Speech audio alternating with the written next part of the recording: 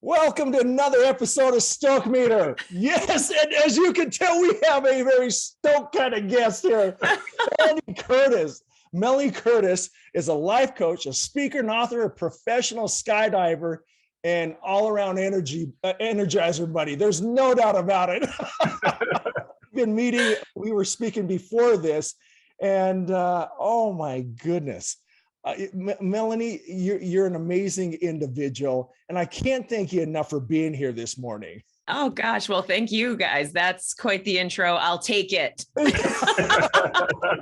know what? 11,000 dives. I read that, and that was closer to the beginning of the year. You've got to have jumped out a number more times than that, right? Well, it's always increasing. Yeah, I mean, I consistently, I jump less than I used to, for sure, but I focus myself in my skydiving. It's changed over the years. So it's sort of like a bell curve, but it also ebbs and flows with whatever opportunities that you take. But at the beginning, I was wildly obsessed, where I'm like, I'm going to jump all the time as much as I can, but I have a job. Oh crap. I have to go to work, so I can only jump on the weekends. But then I mean, this is a longer story about my path from corporate America. I worked at an investment bank. I made a lot of money. I spent it all getting good at skydiving. And then I found a way to leave the professional corporate realm and work full-time at a drop zone in Southern California, at which point I was really skydiving a lot, 1,000 jumps a year, 1,200, I think was the most.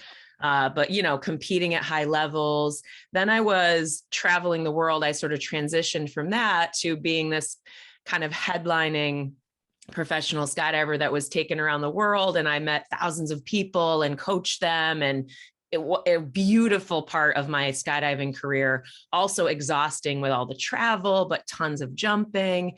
And then you sort of kind of come down the other side of the bell curve where you're like, oh, I'm getting a little tired, Yeah. Well, how did you decide? So I worked on Wall Street for almost a decade there, so I know that grind, right? Those golden handcuffs and such. My first skydive was in Manteca, California. Up there, yes. Well, I should say it was a tandem jump. And it was one of the most exhilarating things I've ever been through. Of course, you can't breathe for the first couple seconds when you first dive. I mean, terminal velocity comes really quick. But I think people get scared, which is totally understandable. But go on. Oh no, it wasn't scared as much as I was so stoked because of the exhilaration I was feeling. And when it finally came out, it was one of the most amazing things ever. Cool. And so when you made your first jump, was it an instant, this is me, man. This is me. Yeah. I mean, so my family is an aviation family. So my dad is a pilot. We literally have an airport at our house. So, by airport, I mean, we live on a dead end road in upstate New York in the woods, and it's a grass strip behind my house. And my dad flew single engine aircraft my whole life, still does. So my first flight was when I was 3 months old. So anyway, he and his best friend basically said, we're going to open a drop zone at the house. And they did. And so I grew up around skydivers. I sat through the first jump course many times. I could have jumped when I was 16 years old, but I was just not ready. I was too scared. And then over those couple of years, I kind of just got sick of waiting and sick of the anticipation. And I just sick of being in anxiety over this idea, but also wanting to jump, but being afraid to jump. And so I made this decision when I was 18. All right, tomorrow I'm doing it. Yeah. And I sat through the first jump course with a different energy, with actual earnest intention that I am going skydiving today.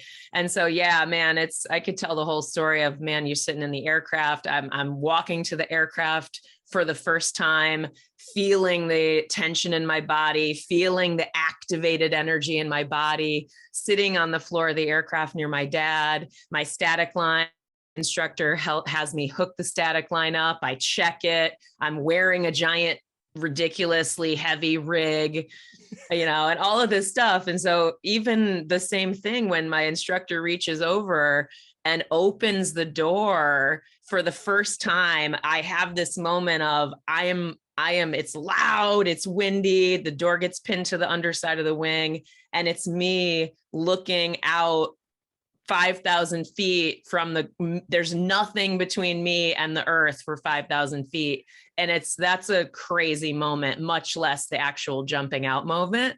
Right. So anyway, yeah, I was definitely a one and done. So when I jumped, I jumped, I landed. It was a forever altered scenario for me. I was like wildly obsessed from the first one forward. Well, I have to ask, this is kind of weird seeing where you are now. So you had all the access to, from a very young age. Actually started, like you said, you could have jumped at 16, but you had that fear. And that, I mean, kind of run us through like where you were at that age. I mean, what were you thinking? It's just interesting to me that the one thing that you had the most fear about is now like who you are and what you do. Yeah, I mean, that's a different conversation about identity and who you are. I certainly go through, there's a hero's journey in my story where skydiving and I go through a major breakup and then we get back together. So I'll happily tell you about that. But yeah, back in the day, I was the person who was in the camp of, there's no way I can jump out of a perfectly good airplane, right? You hear that all the time. People say that all the time. There's no way I could do that. Oh my God, how do you do that? There's no way I could do that. I hear that literally every single day of my life, practically any day I'm talking about skydiving. Right. And so what I contest is missing from the end of that statement is there's no way I could jump out of a perfectly good airplane and live and not be really hurt, like some catastrophic outcome. Our brains, we are negatively biased by design evolutionarily to assess fear, to assess risk. And that's a good thing. I mean, skydiving has a mortal danger element to it. You know what I mean? But there's a lot of things that we can get used to. We might have felt the same way when we first drove a car at 16. Oh my God, I'm going to kill myself. Oh my God, I can't do this. Oh my God, this is so scary. Oh my God, merging on the freeway. Like there's so many different things that we now do that are totally commonplace. And skydiving is no different. So the big aha moment though is, so I'm thinking there's no way I can jump out of a perfectly good airplane and live. And so when I landed, it sounds so ridiculous, but when I landed and I was not dead, it was like, holy, my brain was just like, I didn't even know it at the time because I'm too young. I don't really have self-awareness skills. I don't even know what I'm thinking at that point, so it's only in years of reflection can I look back and go, oh, that's what happened. And that's what then informed. So it's not #life coach. You can do anything. It's totally not that. I actually really not a fan of those platitude type things at all. But it is that when I feel a fear or when a fear is telling me I can't do something, I have to at least question whether that's true or not, because most of the time I'm wrong. Yep. Most of the time I'm wrong. And so that has supported me in my skydiving career, in my entrepreneurial career, in my career as a writer and a creative, just as a human in relationship with other people, so it really, really has been a huge, huge pillar of my life. And those assumptions that we have, in speaking with many of our guests, they go through that same epiphany. It is an assumption. This is my Columbus moment. The world isn't flat. It's going. And it's testing those assumptions, because most of the times those assumptions are very they're more safe than we anticipate. Oh, maybe I'll go and do this, or no, I won't. But yet when Yeah. Gary got me into rappelling, and Mhm. I have to say, I was stuck on the rock. I was scared. I was petrified. And Yeah. this bonehead comes up without a rope and goes, no, this is what you do. And then it just took away the fear, right? There's this assumption I have this rope. This little rope is not going to hold me. And then he goes, no, just jump back.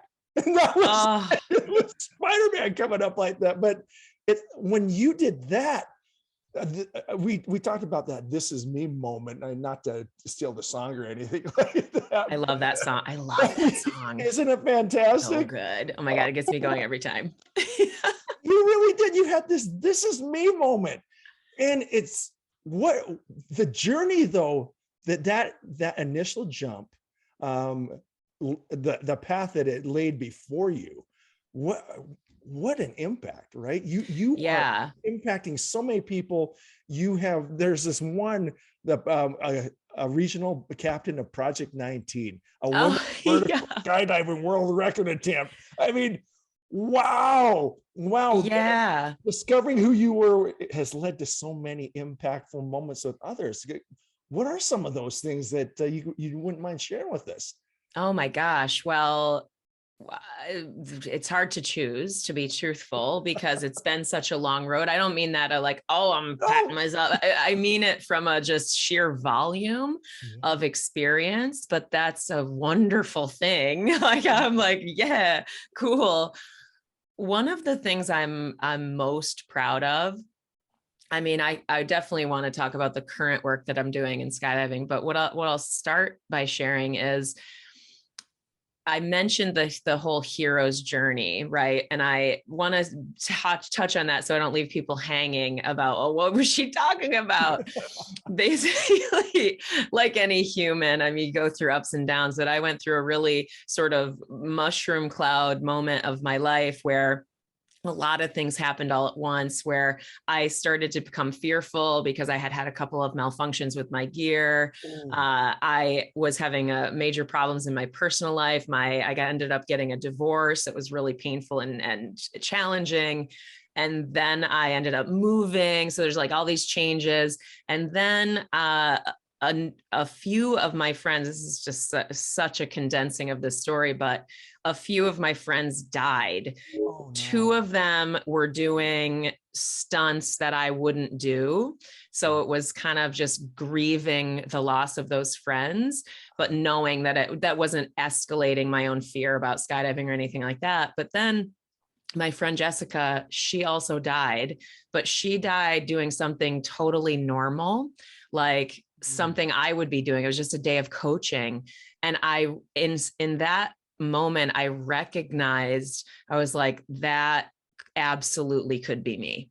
And I needed to step back from skydiving for a while because I was exhausted. I was heartbroken. I was grieving. I was burned out. I was afraid. It was just too much all at once. And my experience, luckily, was like, girl, we take a break. Like, we need to chill. But what that did is then I also didn't have the most powerful piece of my identity, right? We talk about, oh, it's who you are. Well, I'm like, I don't really believe that. Skydiving is definitely not who I am. It's something that I do, and it's one of the great loves of my life, but it's not who I am. You know what I mean? And I don't mean that to dismiss it in any way. I love it. It's wonderful. It's such a beautiful vehicle for change and freedom and all these feelings that you described, Maurice, as well. So anyway, when I was really sort of torn down to the bones. But one of the things that emerged in my skydiving life, in my skydiving self, was I wasn't traveling to drop zones anymore. I wasn't out there in person jumping because I was taking a break, but I still wanted to help new jumpers. Like, I really loved mentoring young jumpers and helping them. So I'm like, man, seems like such a travesty that I can't help anyone unless I'm there. And so this, 6 years ago, I think it's like 5 years ago, I was like, I'm going to start a online coaching group for skydiving. This is sort of before it became more commonplace. Yeah. And so I've been doing that mentorship group for the last 5 years. And over the course of that time, some of my jump peeps have been, they join the group at like 12 jumps or something. And then they end up being like, oh, I'm a wingsuiting badass and doing all this stuff. And it's so cool to see where people go. It's so amazing and wonderful to be a part of their journey and that in that young part of their journey. But what that led to is, and this is where I've long-winded story too, they all sort of banded together and nominated me, and I won basically the first ever mentorship award for the Parachute Industry Association, like the whole governing body. And I just was like, oh, like just like so moved, but so moved because it feels like you're really being seen and acknowledged for the thing that you really do care about. And that for me is more being in connection with other people, being a contribution to other people. Oh my goodness. I wish you could see. I got my hair is that was such a cool story. And not just because it's a story, it's because of again, going back to impact and being a natural self. It was so neat. And the other thing too is you're a pioneer of Zoom. You did Zoom before Zoom was cool. Thank you. I'll take that, because I seriously think that I'm like, man, this Zoom thing, I was doing this years ago, but I'm sure a lot of other people were too, but it definitely is a part of my entrepreneurial path. That's evidence of, I'm going to try something that I don't know if it's going to work. I don't know if it's going to be cool. And that's another thing about the skydiving coaching group, is that I sort of knew it's probably not going to be perceived as cool, quote unquote, which is a big thing in skydiving, being cool. And I was like, that's okay. I'm just going to do it. I'm going to be like a metronome, showing up every single Monday night, 8 p.m. and do it. And seriously, like, unless some weird scheduling thing happened or some holiday, every single Monday for 5 years, showing up, talking to young jumpers, helping them out in the ways that they need, that builds into something that's really valuable. What kind of themes did you see in those groups as you were doing it? Like, one of the things that stands out for me when you telling kind of your struggles is that here is someone that does something that has overcome great fear. Like, you could jump 1,000 times and you're good. But then it's also revealing to see that all of a sudden you had things in your life that caused you fear in areas that you didn't have really control over. Absolutely. And so I think that tells a lot about kind of that human condition as well. So I'm really kind of curious, like, why was this mentorship thing that you did in skydiving with people that overcome fear all the time? Why was that so successful? And what were kind of the reoccurring themes that you saw? Yeah, that's a great question. Skydiving is interesting. Skydiving is such a cool microcosm of the human experience, I think, magnified, because there's high emotional charge, whether it's, I'm afraid, the fear that we feel literally in our physical body, whether we're going to jump and we're new to jumping. So we have to overcome that fear of, like it's intense.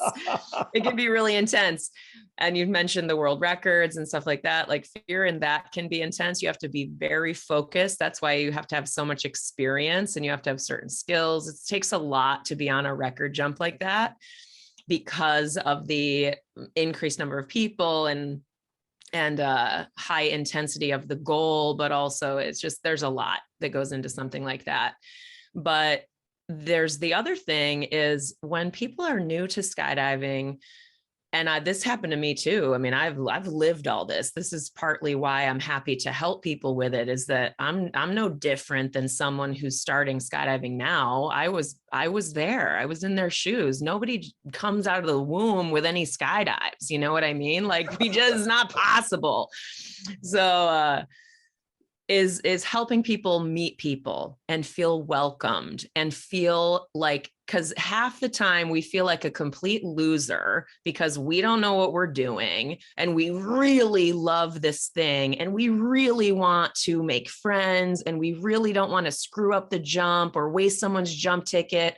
Or, obviously the other fears about getting hurt or whatever, but the social aspect is a big aspect. It's a community that if you feel welcomed and safe to show up and that you're not some loser, that makes a big difference in how you can enjoy the sport and how you can learn and grow with ease. Yeah. Oh, man, you know who you remind me of is Alex Honnold. Cool. I was just watching The Alpinist last night. I haven't seen the end though. Don't tell me. No spoilers. It's so funny because I remember watching that show, and it was that same pioneering attitude, the mental fortitude, but without knowing the again tremendous impact that he had. I know you've done so many things with moving women's skydiving as well. And what I love about hearing this side of the story is that it's obvious you don't care who they are, man, woman, whatever. You're always there to connect.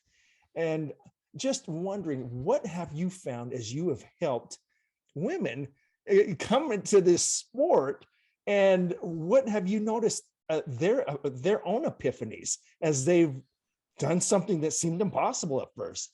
Yeah, it's an interesting conversation. I feel this might sound strange, but I feel almost relatively new to that conversation. The reason I say that is because I grew up around skydiving. I grew up in the water. I'm the fish in the water. I don't know I'm in the water. You know what I mean? So if you're living in a pretty kind of misogynistic, male dominated situation, I didn't know that was weird. Yeah. You know what I'm saying? So I didn't really get it until it started being more of a conversation. But one of the things I love as it relates to allyship or any of that sort of social impact work that we do is just because it's not happening to you doesn't mean it's not happening. And so that I love, and not to say, and also there's lots of things that certainly I can think about and be like, oh yeah, man, wow, that really wasn't cool. There's plenty of stories like that where I can only realize it years later. So it's nice now to be using whatever position of influence I might have, however people might look up to me. I feel weird saying stuff like that. Like, oh, that doesn't, I feel very, very respectful and I feel a true sense of humility. You know what I mean? Like, I don't ever want to assume that there's something like you know what I mean? Like a power or a voice, but at the same time, I do believe that anybody, no matter what their position in a community or sport or the world, can become a voice of influence. And that's really more where I sort of derive my efforts to speak and be a leader. But it's nice now to be leading. And so this is what I'm doing now is I've co-founded and I co-lead an all women's demonstration jump team that's funded by the Women's Skydiving Network, which is the nonprofit that I have been recently appointed the executive director of, which is totally amazing. I'm super, super Congrats. thankful. Yeah, Thank you. Yeah, it's super cool. And so that group, that team and that nonprofit, it's really out to the core mission is to inspire women and girls to live bold, brave lives of their own design. So that could mean in skydiving, it could mean out of skydiving. What does having a voice look like? What does being bold and brave look like to you? Maybe it's joining us in skydiving, maybe it isn't. Certainly as it applies to women in skydiving, it is, we want you to feel seen and heard and known. We want you to feel safe. We want you to feel, supported. We want you to feel that you have a place in this community that has been historically male dominated. And that's the thing about any kind of inclusion effort is like, representation does matter. You know, if you're not seeing yourself in a community, why would you feel welcome there? I mean, you would have to just be like brave and I don't know, clueless like me back in the day, you know? Yeah. Well, I think that's one of the exciting things. Excuse me, we'll hit it at the same time. I think that's one of the things that's kind of exciting about some of these like extreme sports. So as Maurice kind of alluded to, I was heavily into rock climbing back in the day. And I remember when, I can't remember her name, was her, Lynn Hill, I think, free climbed she was the first one to free climb the nose on El Capitan. Wow. And I remember how cool and exciting that was, because it didn't matter her gender, it didn't matter her race, didn't matter anything along those lines. And I see stuff like, you know, like parachuting and that type of stuff is, it's giving people the ability to get into something that they love at a very high level. And the norm is changing. Like, I don't know if you're seeing that. It seems like it's almost like these 4-minute mile marks are happening across all genders at this point. You know what I mean? That's like, cool. They're just busting through these glass ceilings. And by the way, it's funny you say about the alpinist is my wife all of a sudden started watching those like last week, and we've been just like devouring these shows. But I want you, and I would ask our listeners to do the same. Watch The Alpinist, and then there's also the one about Hammond himself, because The Alpinist is about Mark Leclerc. Yeah, Marc Andre, and Free Solo is about Alex Honnold. Yeah. Watch those two like back to back, and just tell me. I'm curious to see what you think, because it's so interesting to see the mentality and the focus difference between those two. Have you ever seen The Dawn Wall? No. Yes. Add it to the list. Cow. That's my favorite. I haven't, like I said, I haven't finished watching The Alpinist, so I don't know if that's going to be my new favorite, but The Dawn Wall is definitely my favorite of the climbing documentaries I've seen. Just phenomenal. Yeah. Let me see if it's the one. Oh, no, that's not the one I'm thinking of. I will definitely check out The Dawn Wall. Yeah, check it out.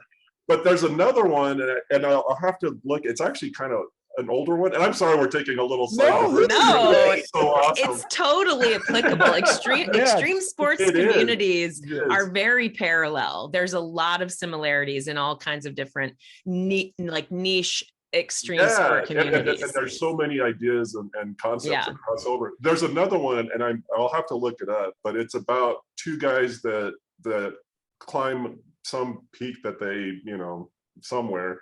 And on the way down, they have an issue where one of the guys has to cut loose his friend. Oh, yes. What's you've got to? I'll look it up here while you guys are talking, because it's another one that is just like, I won't even tell you anything about it, because it'll just blow I will definitely watch it. I will watch it for sure. But anyway, so I don't know if you know the history of Stoke Meter, but we started out as kind of an extreme sports, where people could talk to their heroes and these professional athletes and stuff. And I don't know, one of the things that I kind of saw in doing that is so many times in these kind of extreme sports, whether it's wakeboarding or skydiving or anything, is sometimes people have a hard time balancing the excitement of what they do with regular life. Yeah. Oh yeah. Do you see that with the people that you deal with? Yes. I think it's interesting, because the way people engage skydiving, and skydiving obviously just because that's my sport, but it varies. It definitely varies. I count myself very lucky, and I don't know what people will think of this, but I count myself very lucky that I had those 5 years in corporate America, because I have an access. I also went to college. I have that sort of background where I was really on the traditional path. I have a hearty connection to, both experientially and ideologically as a young person, about the traditional path. Right. Only in my fervor and passion for what I did, and my obsession, as I spoke about earlier, did I understand or get or have the experience of diverging from that path. But I tell this story a lot. It's not that I was just like, oh man, I love skydiving. Yeah, I'm going to quit my job. Screw it. That was not how I did it. I've always been oddly risk averse, which I think is kind of a funny thing, given I'm professional skydiver. People are like, what does that mean? You know? So how it actually went down was I was in corporate America and I'm working for this actually really great guy doing a lot of high level account management, working with hedge funds, option trading. It was really this high paced, fast paced, high energy job. And I was really good at it. And I made a lot of money, but I was also getting to the point where I started to dread going to work. I started to like snap at my boss whenever he came to my cubicle because I'm like, didn't want to talk to him. Like it was just bad. And even as a young 24-year-old person or whatever I was at the time, I knew, even with a low self-awareness, I knew this is not who I want to be. Like this, something's wrong here. So I bought the job search book, What Color is Your Parachute? Oh, yeah. Obviously, because parachute is in the title. Don't think, literally totally upset. Inside that book, a question changed my life. And we've heard this question plenty of times before. And it's, what would you do if money were no object? Right? It's a pretty cliche question. But at the time, it was like, well, duh, skydiving. As soon as I said skydiving, it was like, woof, boom, all of these reasons why I couldn't do it. I don't want to eat ramen noodles for my life. I don't want to live in a trailer on the drop zone. I don't want to be destitute, like whatever. I had this real clear block around what professional skydiving could be, but only because that answer was so specific could I go, like start to creak open those blinders and look out, just look around them and be like, well, wait, that person is a professional skydiver and they have a home and they're not living in a trailer on the drop zone and eating ramen noodles. So I started to really think about what it could look like. Long story short, I pitched my drop zone a role that I could tell they needed. They needed me to sort of run their experience out of the drop zone. 8 months later, in preparation for that job, that's when I left my corporate position. So it wasn't a like, let's cut away from real life, F the world. Yep. It was very premeditated and thoughtfully done. So why I go into that long-winded story is that I think it can be looked at, and some people do the F the world, I'm going to quit and be reckless about my choice. And sometimes that's really great. And it's exactly what a person needs. Yeah. And sometimes it is a reckless choice that doesn't work out. You know what I mean? So what I see a lot are people who go into professional skydiving and don't think about a retirement plan, don't think about when their body is going to start to fail. Like they don't have a forward thought. And I try to bring that into the conversation around the very, very small niche of professional skydivers for sure, because eventually you're probably going to want to do something else. And if you don't prepare for that eventual time, you're going to be in a hard spot. Yeah. I love the fact that you say that corporate experience was such a positive aspect of your life. Yeah. To me, that is really cool because, so many times it's like, oh, screw, that was horrible. I hate people or whatever. Right. You've got to read the book Originals. Have you ever read the book Originals by Adam Grant by chance? No. Oh, yes, I have. Yep. So it's just like that, right? The folks from Warby Parker, you have Steve Wozniak, they didn't leave their day jobs until they knew something was clicking. And it was that same self-discovery. You don't just bag it.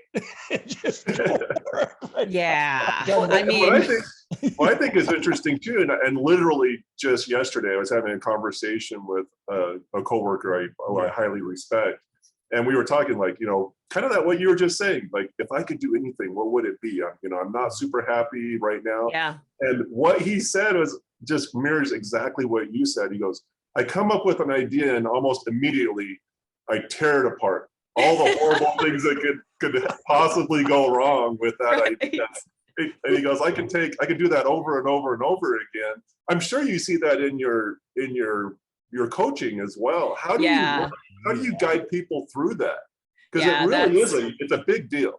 It is a big deal. It is. Our minds are powerful. They're powerful. And I mean that in the negative end of it. They can stop us really hardcore, and they're powerful in that if we get actually connected to a positive possibility, we are unstoppable. Like, no joke. I've experienced it more than one time. And I'm glad you brought up my life coaching work, because it's such an interesting thing how my work as a skydiving coach and competitor and just person in the world and in that arena, helping people in the ways that I did, really underpins how I help people as a life coach. And it's interesting because it's the same stuff. Like, sounds so cliche, this idea of doing the things that you fear.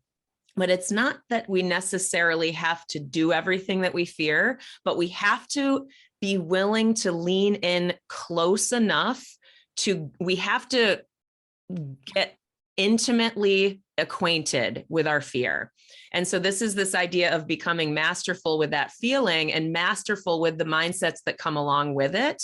And so that is something that is very difficult to do alone. Mm-hmm. And so I'm such a champion of having a support team, whether you're hiring a therapist, whether you're hiring a coach, whether you're doing different kinds of healing modalities, whether you're joining a mastermind group, whatever, there's tons of ways to have support, but it is really, really next to impossible to really level up the way that, whether it's the kind of impact we have, the level of influence we have, the amount of income we make, the results and depth we have in our relationships. Like, if we don't go into our sort of darkness, as it were, we're always going to have the same level of results. And so that's what I help people do, it to the level that I'm capable of helping people. That is fantastic. By the way, it's touching the void. Yeah, man. Watch it. No, that's the documentary. Watch it. Talk about being brave, man. Yeah. This is the thing. I mean, that's the thing. Like, jumping on a plane, a plane is one thing, but it's not that relatable. Like, not everyone's going to jump out of an airplane, but we all can relate to this feeling of, there's no way I'm going there. There's no way I can talk about that thing. There's no way I'm going to say that to this person. There's no way I'm going to try this or try that. Like, that happens to all of us. And so that's what it really excites me, is this idea of and I've seen this. I mean, I've been a life coach for 15 years. So it's like, I've seen this play out. It's not just that I've seen it in competition skydiving teams and the teams that I coach. I've also seen it in people as they inch toward, with the support of someone that they know and trust, to really do these things that they think they can't. And it's fun to see people when they shock themselves. To me, that's one of the most exciting things about leadership or management or anything, is when people get to that point where they're like, oh my gosh, I just did that.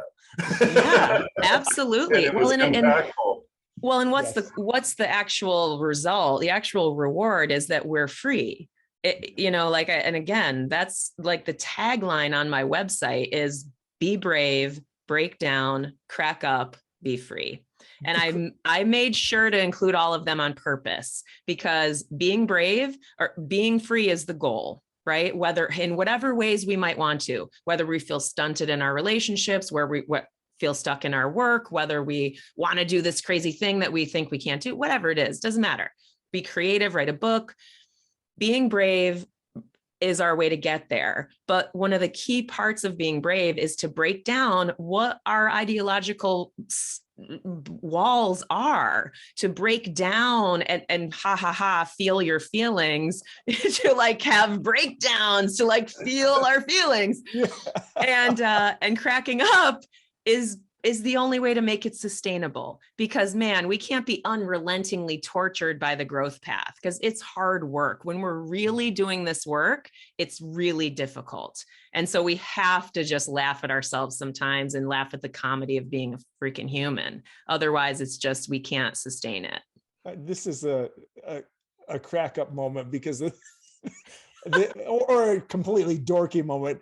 There was a scene from Star Wars, and I'm not a Star Wars crazy guy as much as when he's going into the Death Star and he's on his little monitor that's ready to shoot.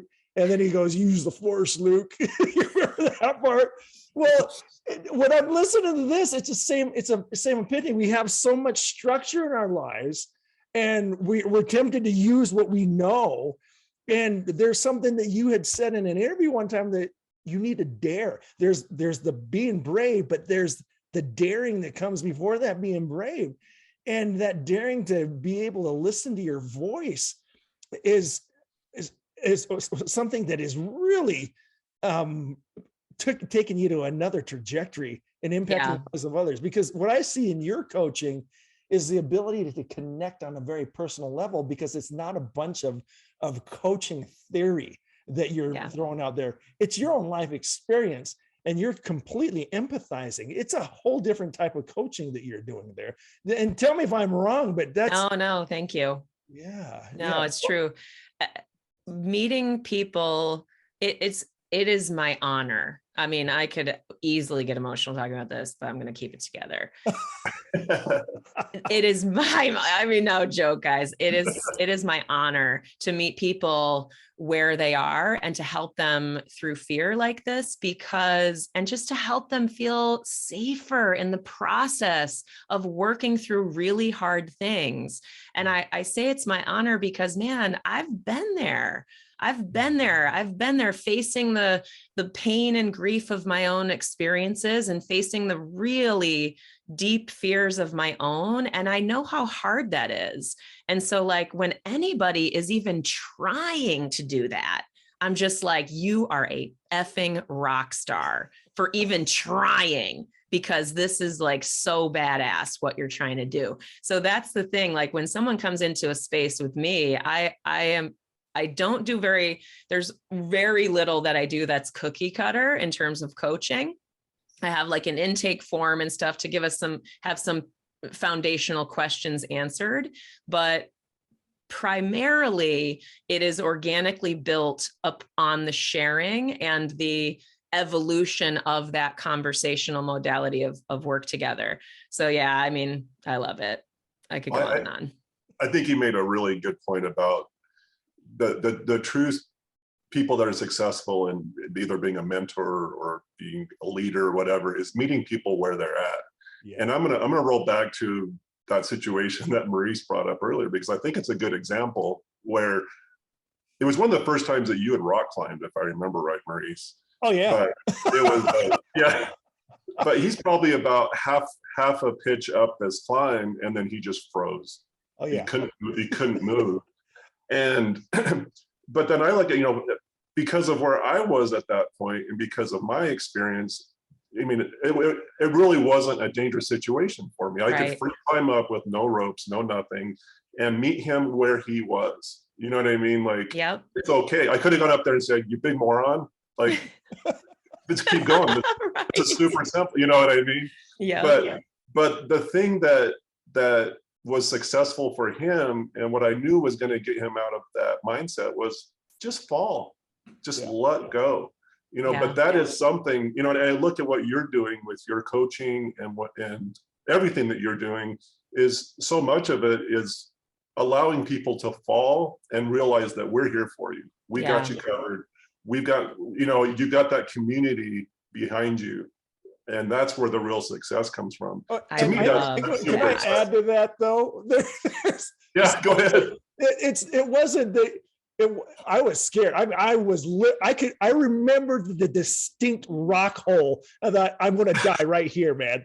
And when I saw him come up, I didn't know he was up until he was looking at me like this, dude. And it wasn't, the fear was real. It was so petrifying.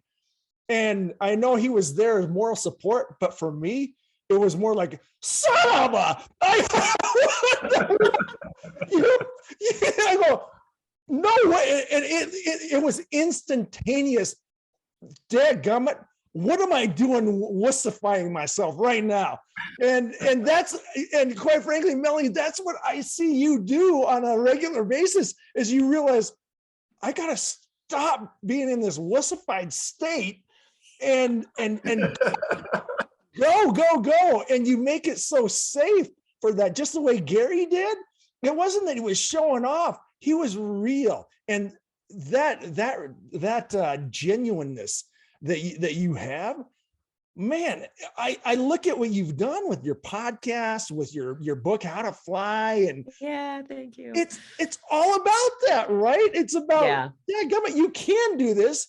I'm not just showing this off. I'm going to give you a boost of son of a. Yeah, well, that's the main reason I care to create. No joke. I mean, I believe in, you probably have heard me say this if you've consumed anything that I put out there, but I believe very deeply that courageous self-expression is our avenue to our highest contribution to ourselves, to others, and to the world. And that came from, basically, I read Elizabeth Gilbert's Eat, Pray, Love in 2007. So if people don't know her, she's an amazing author. I count her as one of my key mentors as a writer. And why it matters, why she matters to me, and what her influence matters to me, is that when I read that book, I felt so seen. I felt so supported. I felt not alone. And that was the first time I can remember ever feeling like that around an emotional challenge that I was feeling as a person. And I was late 20s at that point. So I'm not too that young. God, maybe I was in my 30s. God, I don't even know. However old I was in 2007 was when this happened. But it was so profound for me to be like, was of such high value to me. That's what I want to be for other people, and in my own style, of course. So it's not like I'm being Elizabeth Gilbert. I'm being my own self, but I am courageously self-expressing in all the forms that I choose to do it, in my book, on my podcast, on podcasts like this, and wherever. And I believe in that really profoundly. And over time, it's proven that it does make a difference. It moves me every single time I get a message from somebody that anything that I've done has helped them. Gary, there's something, and I go back to Gary because we've been doing a number of podcasts this year, but there's a common factor, and tell me if you see it too, Gary, but we've interviewed people that have overcome depression, drug addiction, all these different things like this.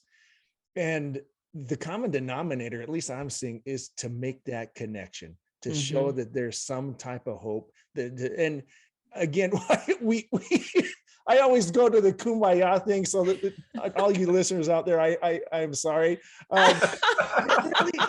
It's that kumbaya connection. It's amazing what it does. The climbing, he was right there. It was with you and being there and what you've overcome.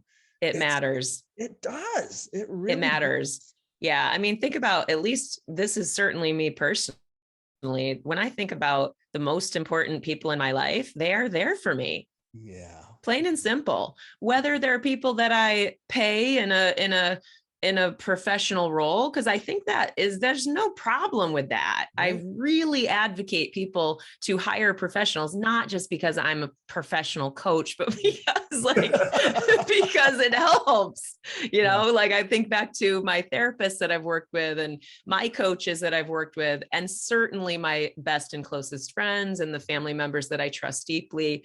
That matters. They show up, they continue to show up. There's a lot of power in the long-term nature of showing up consistently over time. Oh my goodness. Yeah, go ahead. I was gonna say, so I'm gonna put you on the spot because I agree with Maurice. It always seems like we can, with whatever guest we have, there's always, you can say, who was that one person, or who was, at different points in your life. So I'm gonna put you on the spot. Who was it? Oh yeah. Give us one person who was significant in your journey that made I mean, it. I could move my computer and show you a giant photo on the wall of my two best friends. I mean, certainly my mom, but like to my best friends, Shannon and Carolyn, I don't know what I would do without them in my life. I mean, I could absolutely cry. Keeping it together. Holy crap. Like, no joke, you guys. Oh, in that again, that hero's journey, the real darkness, they have been there for me. I mean, and this is the thing, when people are going through grief, or when they're going through a really major life phase where their life is sort of blown up, this happens to most people at least once, maybe twice, maybe more in their lives. It happens. It's life isn't discriminating.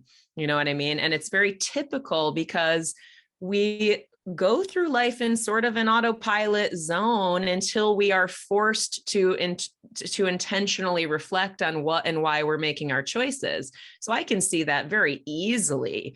Like if I reflect on how I was in my personal relationships and what did I do to make that occur? I can easily see how I didn't have boundaries. I really didn't love myself. All those things that you hear that sound, again, very cliche, but when you get into the meat and potatoes of what is self-love, what does that actually mean?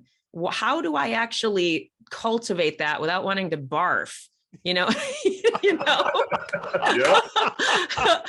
What is a boundary? How do I affect a boundary when I'm afraid of abandonment? Holy shit. How do I heal abandonment? Like there's a ton of stuff to be done in the realm of personal relationship. But anyway, that's a good example, but that takes a long time. And so to do that work, to heal that stuff for most people. And I remember thinking, so many times in my grief, why is this taking so long? I am clearly a loser because I haven't figured this out yet, right? And really judging the process, really being hard on myself, really just not understanding that healing journey takes a while. And so every time Shannon and Carolyn showed up for me and were there for me, when I was like, how in the hell can they still want to take my call? You know what I mean? Yeah. I'm like, it's so profound. It is profound what that does for people. And so I would invite people, if they have loved ones in their lives that are struggling, it's not that I want to invite people into toxic dynamics, because there's a lot of complexity there. So take this with a grain of salt. But if it's someone who is earnestly trying to be on the growth path and they're in a healing place, you can do a lot for that person by simply showing up in a gentle, loving way. Oh my Isn't it funny, Maurice, that it is that phrase of just showing up? Just showing It's so profound, because so many times it's not about what you say, it's not about what you do. So I say, just show up. Yeah. Just be there. You know what I mean? And this is so crazy, because this was just an interview yesterday with the founder of she went through postpartum depression, and then it was birth induced bipolar disorder and everything. And then I looked at Gary, because Gary went through a lot of sorry if I'm putting you on the spot. Gary went through some depressive times as well. And it was such a slug in the face, because she goes, a big Samoan woman came over to me, and all she did was held me and caressed my hair, didn't say a thing, just was there. And oftentimes it's just, hey man, you good? Yeah, I'm good, man. And we just leave it at that, instead of just being there. And you've just reinforced something that is so vital nowadays, is we fail to be there, to truly be there, instead of, hey, what's up? It's kind of like that one beer commercial a long time ago. Yo, what's up? Or how you doing? How you doing? That guy engages, remember? And so it's that engagement that you're bringing that is so effective, not only in your coaching, but the impact on others is, good grief. I'm just like, I feel so Oh, I love how you just said good I grief. even tell you. I love how you just said good grief. That just makes me so happy. Charlie Brown. It's like, this is so wonderful. I'm like, we got to bring that phrase back. It's so good. If anybody good could do it, grief. it'll be Maurice. Oh, I love it. No, but it's true though. Like on the podcast, Jay and I, my co-host on our podcast, Trust the Journey, we say a lot, make it weird. In terms of sort of challenging the societal ideology of we're not allowed to love each other in this way. We're not allowed to. And again, it's sort of in the realm of how do we show up for other people in love and care and kindness and attention and connection is like, let's make it weird, AKA let's do the things that most people would certainly allow, honoring boundaries and stuff, but you know what I mean, like with permission and openness, make it weird, go there a little deeper than you think you normally would. Oh, my Melanie, before we close out, I know we're kind of getting at the top of the hour. Tell your message and what you have is so important. Can you just kind of run us through like what you're doing, like your podcast, your book? Yeah. Like, let us know what you're doing. How can people access Melanie? Gosh. The weirdness of Melanie. How do we? How do we? That's what I'm talking about. That? Well, and I do make funny, ridiculous spoof movies on my YouTube channel because hilarity is one of my most favorite things in life. So just put a pin in that. But yeah, gosh, you guys can certainly get my book. It's How to Fly: Life Lessons from a Professional Skydiver. That's on Amazon and Audible. I highly recommend the Audible version. I read it myself and I'm super proud of it. Yes. MelanieCurtis.com is my website. TrustTheJourney.today is our podcast. But yeah, all my socials are all on the website. So yeah, MelanieCurtis.com. I'm so thrilled. Instagram is where I'm most active on socials as well. Oh, great. Okay. Well, Melanie, I can't thank you enough for being a guest. I have been inspired. I have been motivated. I think Gary's weirder now. That's okay. But it was really, it hit in the heart, man. Anything else, Gary? No, I same. Thank you so much. Thanks for just being open and being real. You. I don't think that's a problem for you. I don't think that's something I think you have an issue with, but a lot of practice. Yeah. A lot of practice. Yeah. It's greatly appreciated. Thank you both so much. You got it.